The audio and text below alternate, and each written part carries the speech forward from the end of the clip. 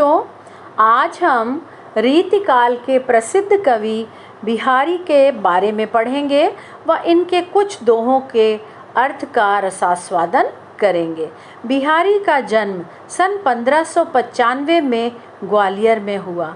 जब ये 7-8 वर्ष के थे तो इनके पिता ओरछा चले आए, जहां इन्होंने आचार्य केशव दास से काव्य शिक्षा प्राप्त की। यहीं वे रहीम के संपर्क में आए। बिहारी स्वभाव से अत्यंत विनोदी, व्यंग्यप्रिय एवं रसिक व्यक्ति थे। इनकी मृत्यु सन 1663 में हुई। लोक ज्ञान, शास्त्र ज्ञान, काव्य ज्ञान एवं रीति ज्ञान से ये अत्यंत समृद्ध थे।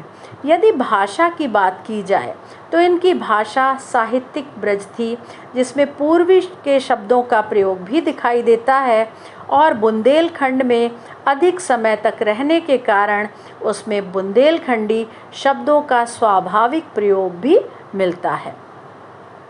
यदि इनकी रचनाओं की बात करें तो संपूर्ण जीवन काल में इन्होंने केवल एक रचना की है, बिहारी सतसई, जिसमें लगभग 700 दोहे हैं।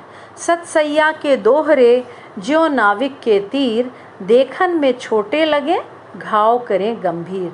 अर्थात दोहे जैसे छोटे छंद में गहरी अर्थ व्यंजना, गूढ़ अर्थ भरने में बिहारी अत्यंत सक्षम कवि माने जाते हैं।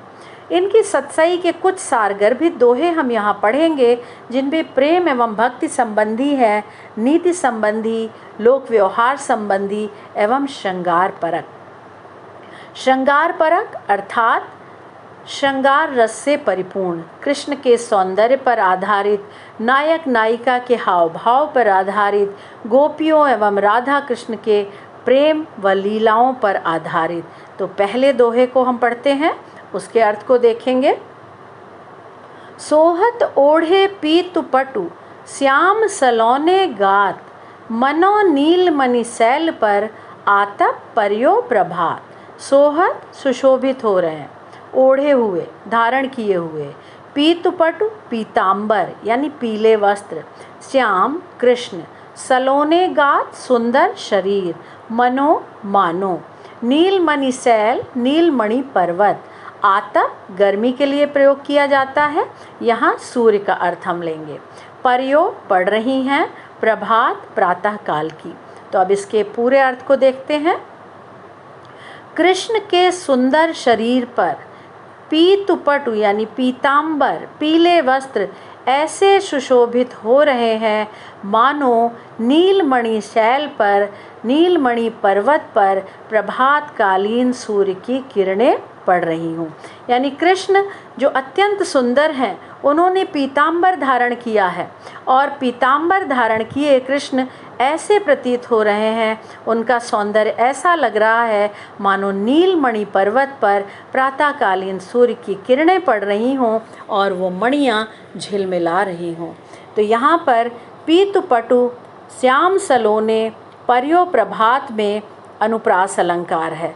जहाँ पर मनो शब्द का प्रयोग किया जाता है, मानो अर्थ निकलता है, वहाँ पर उत्प्रेक्षा अलंकार होता है, यानी दृश्य या वस्तु की संभावना या कल्पना की जाती है। तो इस दोहे में कृष्ण के सौंदर्य का वर्णन किया गया है, उनकी नीलमणि पर्वत से तुलना की गई है और पीतांबर यानी पीले वस्त्रों की कल्पना प्रातःकालीन सूर्य की किरणों में की गई है। यानी कृष्ण जो पीतांबर धारण किए हैं वो नीलमणि पर्वत पर पड़ने वाली सूर्य की किरणों से प्रतीत होते हैं। अगला दोहा। कहलाने एकत बसत, अहि मयूर मृग बाग, जगतु तपोबन सौ कियो, दीरग दाग निदाग। यानी परस्पर शत्रुता का भाव रखने वाले अहि सर्प, मयूर मोर, मृग हिरण, बाघ या सिंह जैसे हिंसक पशु एकत बसत एक साथ निवास करते हैं। कब? विपरीत परिस्थितियों में। दीर्घ यानी लंबे, दाग यानी प्रचंड, निदाग ग्रीष्म। तपोवन तपोभूमि या आश्रम यानी ग्रीष्म ऋतु के प्रचंड ताप से जबकि सारा वन्य प्रदेश जल रहा है, ऐसी विपरीत परिस्थितियों में मोर और सर्प, बाघ और हिरण आदि पशुओं ने अपनी स्वाभाविक प्रतिकूलता को त्याग दिया है और वे एक दूसरे के साथ प्रेम पूर्वक रह रहे हैं। अर्थात ये कहा जाता है कि जीव जीवस्य भोजनम, सबल निर्बल को खा जाता है। लेकिन जब गर्मी पड़ती है, ग्रीष्म ऋतु का प्रचंड ताप है, उसमें ये परस्पर शत्रुता रखने वाले जीव भी वन्य प्रदेश में छाया में एक साथ प्रेम पूर्वक निवास करते हैं। अर्थात ग्रीष्म ऋतु ने संसार को तपोभूमि बना दिया है, जिसमें सब जीव जंतु प्रेम पूर्वक निवास कर रहे हैं। यहाँ पर बच्चों उपमा अलंकार है, क्योंकि संसार को तपोवन बताया गया है। मानवीकरण अलंकार है, ग्रीष्म ने संसार को तपोभूमि बना दिया है। अनुप्रास अलंकार है, ग्रीष्म ऋतु के प्रचंड ताप का वर्णन है यहाँ पर, जिसके कारण हिंसक पशु भी प्रेम पूर्वक निवास कर रहे हैं। संसार तपोवन की भांति है, जिसमें सब ऋषि मुनि मिलजुल कर रहते हैं। अगला दोहा। बतरस लालच लाल की मुरली धरी लुकाई, सौह करें भौहनु हंसें दैन कहें नटी जाए। गोपियाँ श्री कृष्ण के साथ वृंदावन में रासलीला रचाती हैं, उनके बातों का आनंद लेती हैं, कृष्ण से अत्यंत प्रेम करती हैं। किंतु कृष्ण को अपनी बांसुरी, अपनी मुरली सर्वाधिक प्रिय है। तो यहाँ पर गोपियाँ या राधा कृष्ण से बतरस यानी वार्तालाप के आनंद के लालच से लाल की यानी कृष्ण की मुरली धरी लुकाए बांसुरी को छिपा देती हैं। और जब कृष्ण उनसे बांसुरी मांगते हैं तो वो सौह करें, शपथ लेती हैं कि हमारे पास नहीं है, बांसुरी छिपाने से इनकार कर देती हैं। भौहन हंसें, किंतु उनकी भौहों की कुटिल मुस्कान से, उनके संकेतों से, उनकी क्रियाओं से कृष्ण को ये पता चल जाता है कि बांसुरी को राधा की सहायता से गोपियों ने छिपाया है। और वो मांगते हैं, जब देने के लिए कहते हैं तो नटी जाए यानी मना कर देती हैं। तो इस प्रकार बांसुरी लेने और मांगने के बहाने वार्तालाप का आनंद गोपियाँ प्राप्त करती हैं। तो यहाँ पर हम देखते हैं कि अनुप्रास अलंकार है, कृष्ण एवं गोपियों की रासलीला का वर्णन है, राधा एवं गोपियों का बांसुरी छिपाना और कृष्ण के साथ वार्तालाप का आनंद प्राप्त करना, यानी मांगने और लेने की क्रियाओं में, छिपाने की क्रियाओं में गोपियों को बतरस यानी बातों का रस यानी वार्तालाप का आनंद प्राप्त होता है, कृष्ण की समीपता मिलती है, उनका साथ प्राप्त होता है। अगले दोहे की ओर बढ़ते हैं। कहत नटत रीझत खिजत मिलत खिलत लजियात, भरे भौन में करत हैं नैनन ही सब बात। यहाँ पर नायिका और नायक यानी नायक और नायिका के मनोभावों का सुंदर चित्रण किया है। श्रृंगार का अनुपम उदाहरण। नायक ने कुछ कहा, नायक जब कुछ कहता है तो नायिका नटत माने मना कर देती है। नायिका के मना करने के ढंग पर नायक रीझत माने मुग्ध हो गया, सम्मोहित हो गया, और उसके मुग्ध होने पर नायिका खिजत, नायिका ने क्रोध दिखाया। कृत्रिम क्रोध यानी बनावटी क्रोध दर्शाती है। मिलत दोनों की दृष्टि मिलती है, दोनों के नेत्र मिलते हैं।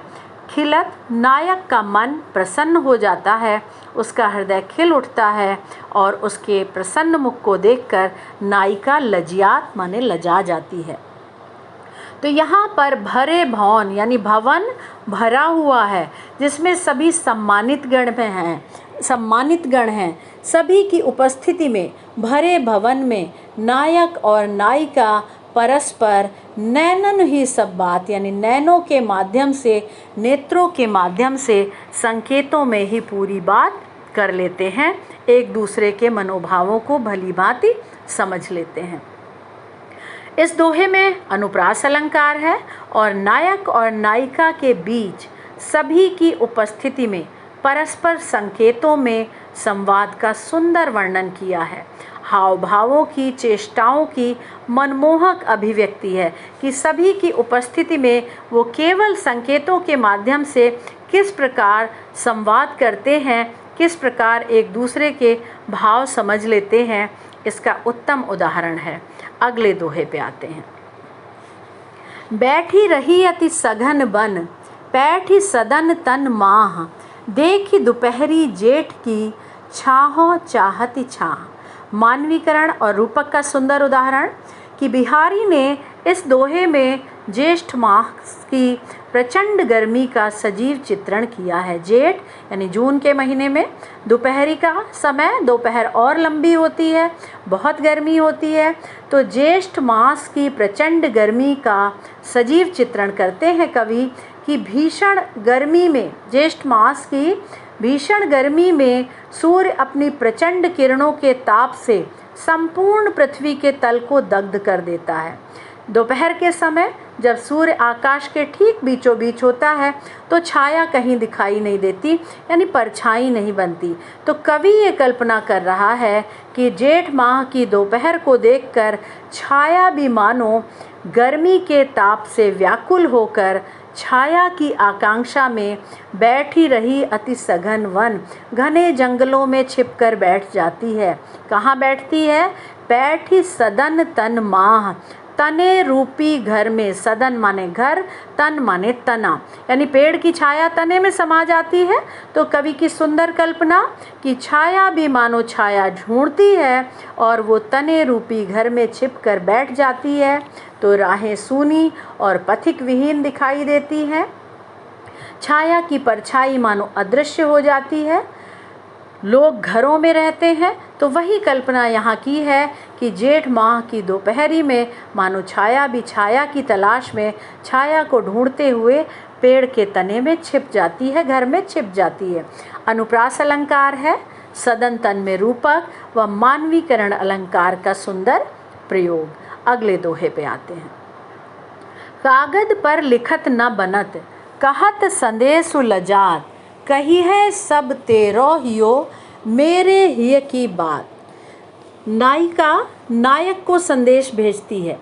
नायिका के विरह का, वियोग का वर्णन किया है यहाँ पर कवि ने कि नायिका जो नायक को संदेश भेजना चाहती है, कागज पर लिख नहीं पा रही है, आंसुओं से शब्द धुंधला जाते हैं।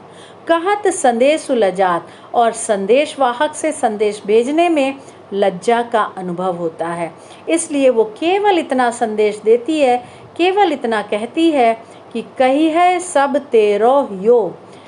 हियो माने हृदय, तुम्हारा हृदय सब कह देगा। मेरे हिय की बात, मेरे हृदय की बात, यानी मेरे हृदय की बात तुम्हारा हृदय मेरे कहे बिना ही कह लेगा, समझ जाएगा। क्यों?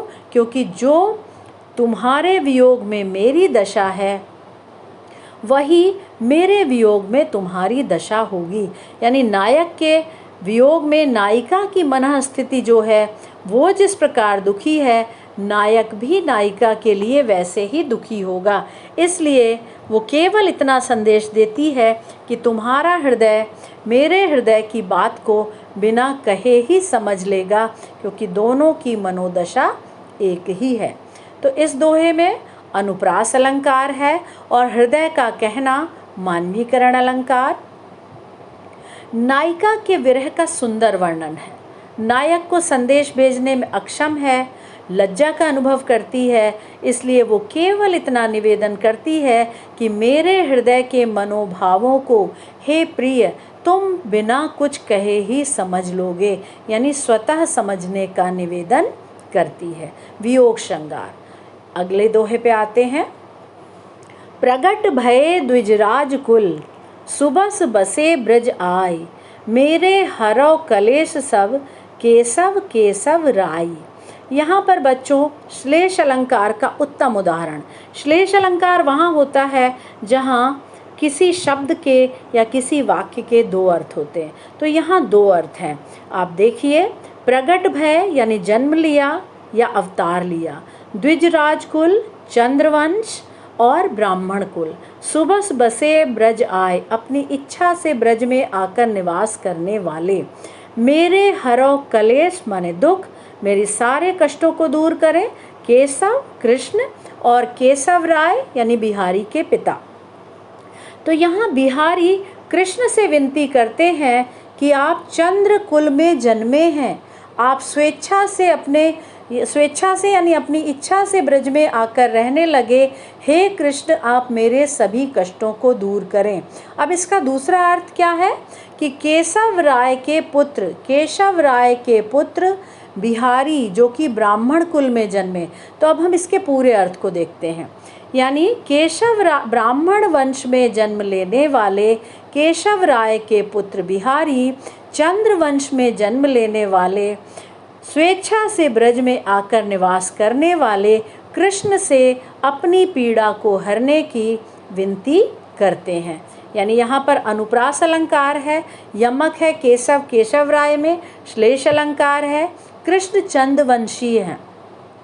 चंद्रवंशीय कृष्ण स्वेच्छा से ब्रज में आकर निवास करने वाले, और केशव राय जो कि ब्राह्मण वंश में जन्मे, उनके पुत्र हैं बिहारी, वो कृष्ण से अपनी पीड़ा हरने का निवेदन करते हैं, क्योंकि बिहारी अपने कष्टों का निवारण कृष्ण से पाने की इच्छा रखते हैं।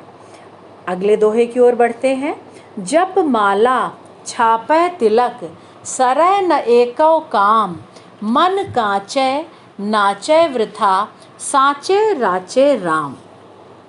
कवि कहता है कि जप माला जपने से, छपे हुए वस्त्र पहनने से, तिलक लगाने से एक भी काम न सरे नहीं सिद्ध होता है, नहीं सफल होता है। मन कांचे, मन कच्चा है, चंचल है, नाचे वृथा, व्यर्थ में नाचता है, साचे राचे राम, यानी राम सच्चे मन में निवास करते हैं। तो अब हम इसके पूरे अर्थ को देखेंगे कि माला जपने से, छपे हुए वस्त्र पहनने से, माथे पर तिलक लगाने से ईश्वर की प्राप्ति नहीं होती। मन चंचल है, बाह्य आडंबरों में उलझा रहता है, मंदिर मस्जिद गुरुद्वारे में ईश्वर को पाने का प्रयास करता है, लेकिन ईश्वर तो सच्चे मन की भक्ति से प्रसन्न होते हैं। वो निश्चल हृदय में निवास करते हैं। जो शुद्ध मन से ईश्वर का स्मरण करते हैं, उनसे ईश्वर सदैव प्रसन्न होते हैं, उन्हीं को ईश्वर की प्राप्ति होती है। यानी कवि का मानना है कि ईश्वर सच्चे मन की भक्ति से प्राप्त होते हैं, लेकिन समाज के पाखंडी लोग धर्म के बाह्य रूप को अधिक महत्व देते हैं और वो बाहरी दिखावे में उलझे रहते हैं। ईश्वर उन्हें नहीं मिलता। ईश्वर किसको मिलता है? निश्चल एवं सच्चे हृदय वाले व्यक्तियों को। तो इस दोहे में अनुप्रास अलंकार है, बाह्य आडंबर यानी बाहरी दिखावों का, ढोंग ढकोसलों का खंडन किया है और ईश्वर की प्राप्ति का मार्ग निश्चलता या सात्विकता बताया है। तो बच्चों, सारे दोहे आज हमने देखे, आपको समझ में आ गए होंगे। हम कक्षा यहीं समाप्त करते हैं। धन्यवाद।